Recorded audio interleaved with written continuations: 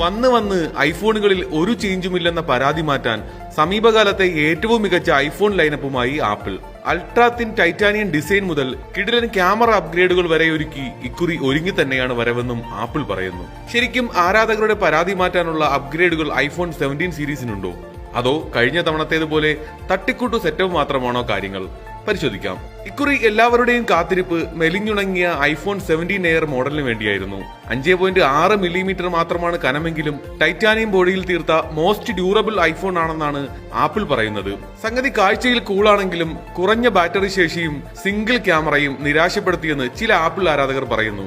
ഇത്രയും കനം കുറഞ്ഞ ഫോണല്ലേ, അല്പമൊക്കെ അഡ്ജസ്റ്റ് ചെയ്യാമെന്നാണ് മറ്റു ചിലർ പറയുന്നത്. പുതിയ A19 ചിപ്പിനൊപ്പം എല്ലാ ഫോണുകളിലും 120 Hz റിഫ്രഷ് റേറ്റുള്ള പ്രോ മോഷൻ ഡിസ്പ്ലേ ആണ് ലഭിച്ചിരിക്കുന്നത്. സെന്റർ സ്റ്റേജ് ക്യാമറ പോലുള്ള മികച്ച ക്യാമറ അപ്ഡേറ്റുകളും പുതിയ ഫോണിലുണ്ട്. ഇത്തിരി കടുപ്പമുള്ള ജോലികൾ ചെയ്യുമ്പോൾ ഫോണിന്റെ താപനില ക്രമീകരിക്കാൻ വേപ്പർ ചേംബർ സംവിധാനവും പ്രോ പതിപ്പുകളിൽ ആപ്പിൾ ഒരുക്കിയിട്ടുണ്ട്. 82,900 മുതൽ 2,30,000 രൂപ വരെയാണ് വിവിധ മോഡലുകളുടെ വില. 256 GB സ്റ്റോറേജിൽ ലഭ്യമാകുന്ന ഐഫോൺ 17 മികച്ച ഓപ്ഷനാണെന്ന കാര്യത്തിൽ സംശയമില്ല. എന്നാൽ 1.2 ലക്ഷം രൂപ ചെലവാകുന്ന ഐഫോൺ എയറിന് ഒരൽപ്പം വില കൂടിയില്ലേ എന്ന ചർച്ചയും ടെക് ലോകത്ത് ഉയർന്നിട്ടുണ്ട്. ഇനി ചോദ്യം ആപ്പിൾ ആരാധകരോടാണ്. പഴയ ഫോൺ മാറ്റി ഐഫോൺ 17ലേക്ക് അപ്ഗ്രേഡ് ചെയ്യാൻ നിങ്ങൾക്ക് പ്ലാൻ ഉണ്ടോ? അതോ പഴയ ഐഫോൺ തന്നെ മതിയെന്നാണോ? ഒപ്പം ഐഫോൺ 17 സീരീസിൽ നിങ്ങൾക്ക് ഇഷ്ടപ്പെട്ട ഫീച്ചർ ഏതാണെന്ന് കമന്റ് ചെയ്യാനും മറക്കരുത്.